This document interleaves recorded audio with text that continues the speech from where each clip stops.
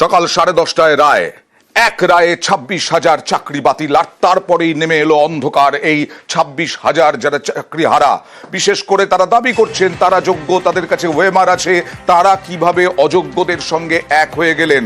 আমরা অনেক রকম ব্যাখ্যা শুনেছি বিভিন্ন আইনজীবীর মাধ্যমে, এবং আমরা রিপোর্টারদের কাছ থেকেও, আমাদের প্রতিনিধিদের কাছ থেকেও ব্যাখ্যা আপনাদের কাছে তুলে ধরেছি যে কেন যোগ্য অযোগ্য একসাথে চাকরি বাতিল হলো।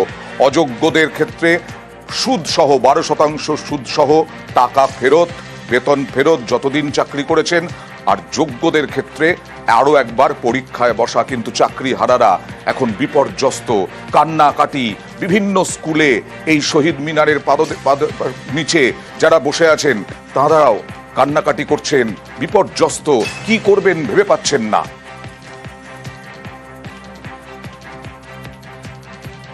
এটা আমাদের কাছে চূড়ান্তভাবে আনএক্সপেক্টেড। এটা আমরা কখনো কল্পনা করিনি যে দোষ না করেও এইভাবে আমাদেরকে শাস্তি পেতে হবে। বুঝতে পারছি না, এই মুহূর্তে বুঝতে পারছি না কি করবো আমরা সেটাই তো ভেবে পাচ্ছি না যে আমরা কোনো অন্যায় করলাম না, তাই আমাদের কেন নিতে হবে। আমাদের এই অ্যালিগেশনস নেই, আমি কি বলবো বলুন, আমি তো বলতে পারছি না। আমরা কত, আমাদের সবকিছু ডকুমেন্ট দেওয়া, ওয়েমার দেওয়া, আপনি রাতারাতি আমার পুরো পৃথিবীটা কেড়ে নিল। আমরা কি করব, কোথায় যাবো জানি না। আমি সত্যি বলতে পারছি না, কি পরীক্ষা। কোনো দুর্নীতির সাথে আমরা কোনোভাবেই জড়িত নেই। সিবিআই যে তালিকা জমা দিয়েছে সেখানে আমাদের কারোর নাম নেই। আমাদের ওএমআর শিটের কপি আমাদের আছে। আমরা জানি না, আমার হয়তো সুসাইড করতে হবে। আমার ছোট 3 বছরের বাচ্চা আছে, আমার পরিবার আছে। আমার এমন অনেক সহকর্মী রয়েছে যাদের অনেক লোন রয়েছে, যাদের ছোট ছোট বাচ্চা রয়েছে, যারা আজকে পথে বসে গেল। আবার আরেক দলের কাছে এটা সম্মান আদায় করাও। আজকে আমি একজন পিএইচডি হোল্ডার, এমফিল পিএইচডি করা রামকৃষ্ণ মিশনের ছাত্র। আজকে আমার সম্মানটা কোথায় গেল? আজকে আমি আমার পাড়ায় ঢুকতে পারবো না, সবাই বলবে দেখো চোর এসছে। আমি তো, আমার কাছে চাকরি বাঁচানোটা কিন্তু সম্মান আদায়ের একটা লড়াই ছিল। সেই সম্মানটা আমি আজকে আদায় করতে পারলাম না। আমরা এবং আমার বন্ধুরা, আমার সহযোদ্ধারা সবাই আজকে সম্মান হারালাম। সম্মান হারানো, আর্থিক পরিস্থিতি যা দাঁড়াবে, কোথায় দাঁড়াবে সেই চিন্তা, এই সব নিয়ে এখন হাহাকার। 3 মাসের মধ্যে নতুন নিয়োগ প্রক্রিয়ার কাজ শুরু করতে হবে বলে নির্দেশ দিয়েছে সুপ্রিম কোর্ট। সেটা হবেও, কিন্তু তার আগে কি হবে, এই 3 মাসে কি হবে, এই সমস্ত নিয়েই এখন চিন্তায় যারা 26,000, প্রায় 26,000 শিক্ষক যাদের চাকরি গেছে, তারা চিন্তায় কি হবে তাদের ভবিষ্যৎ, আগামী 3 মাস কি করবেন, তারপরেই বা কি হবে তারা কিছুই জানেন না, ভাবতেই পারছেন না। এটা শুধু কলকাতায় নয়, বিভিন্ন জেলায়। কিন্তু এদের চাকরি কেন গেল? ফিরদৌস শামীম আইনজীবী, তিনি কি বলছেন দেখুন। বাগ কমিটির রিপোর্ট, সিবিআই এর রিপোর্ট একেবারে দিক নির্দেশ করেছে কিভাবে দুর্নীতি হয়েছে। ফলে বাগ কমিটির রিপোর্ট, সিবিআই এর রিপোর্ট আসার পরেও এসএসসি বোর্ড এবং সরকারকে সুযোগ দিয়েছিল। শুধু কলকাতা হাইকোর্ট নয়, সুপ্রিম কোর্টও ইভেন সেই সুযোগ দিয়েছিল। সুপ্রিম কোর্টের সামনে তাদের রিটেন সাবমিশন যদি দেখেন, 3টে আর্টিকেল 12 অথরিটির, সরকার, বোর্ড এবং এসএসসি, 3 জনের 3 রকম তথ্য। একজন বলছে 5,485, একজন বলছে 5,189, একজন বলছে 4,357। এসএসসি এবং মধ্যশিক্ষা পর্ষদের যদি তথ্যটা মিলে যেত তাহলে কি একটা অযোগ্য বাছাই করা, চিহ্নিত করা যেত? অবভিয়াসলি, যদি দেখুন 3টে জিনিস হলে এটা সম্ভব হতো। এক, যদি মিরর ইমেজ রাখতো।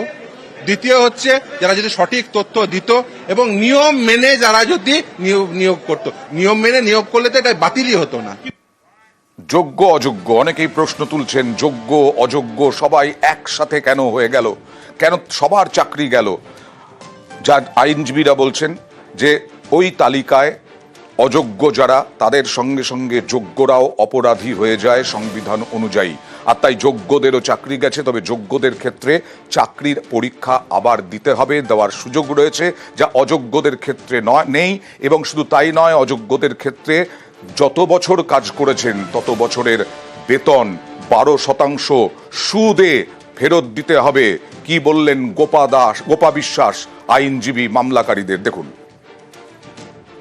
নির্দিষ্টভাবে চিহ্নিত হয়ে গেছে যারা টেন্টেড ক্যান্ডিডেট, তাদের কিন্তু ওই টাকার অ্যামাউন্টটা ফেরত দিতে হবে। কিন্তু যারা কিনা নির্দিষ্টভাবে চিহ্নিত হয়নি, বা ধরুন যাদেরকে চিহ্নিত করা যায়নি, তাদের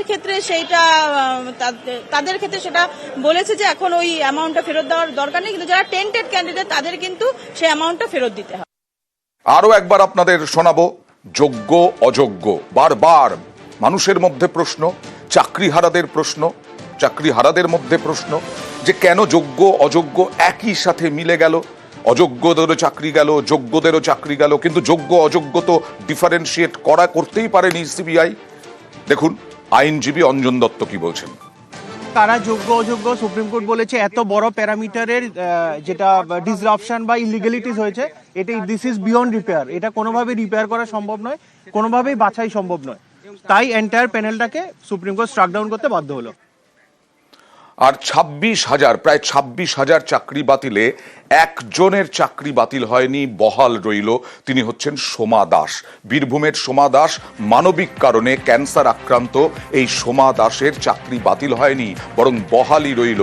এই সোমা দাসও খুশি নন, কারণ তার সহকর্মীদের চাকরি গেছে অনেকেরই। এই রায়টা সত্যি কখনোই কাম্য ছিল না, কারণ আমাদের প্রথম থেকে দাবি ছিল, আমি যখন আন্দোলনের সঙ্গে যুক্ত ছিলাম তখন একটাই দাবি ছিল যে আমাদের যারা যোগ্য বঞ্চিত প্রার্থী তারা যেন আমরা চাকরি আমাদের ফিরে পাই, আর শিক্ষা ব্যবস্থাটাকে দুর্নীতিমুক্ত করতে হবে, কারণ আমরা ভুক্তভোগী ছিলাম। কিন্তু এটা কখনোই চাইনি যে যারা সঠিকভাবে যোগ্যতার পরীক্ষা দিয়ে যারা চাকরি পেয়েছে তাদেরও চাকরিটা চলে যাবে এবং তাদের জীবনটা বিপন্ন হয়ে যাবে, এটা কখনোই চাইনি।